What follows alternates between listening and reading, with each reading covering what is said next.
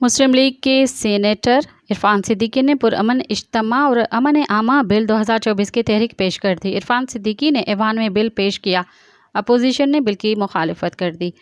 P T I senator Shibli Faraz نے ایوان میں اظہار خیال کرتے ہوئے کہا کہ آپ اس وقت حکومت میں ہیں، جو کرنا چاہتے ہیں کر سکتے ہیں، یہ قوانین مستقبل میں آپ کے گلے میں پڑیں گے۔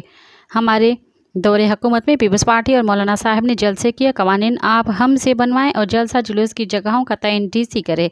سینیٹر علی ظفر نے کہا کہ پی ٹی آئی کو سیاسی طور پر نشانہ بنانے کے لیے بل پیش نہ کیے جائیں۔ سینیٹر ہمایوں محمد نے کہا کہ اس قسم کے بل پاس ہونا شروع ہو گئے تو انجام اچھا نہیں ہوگا۔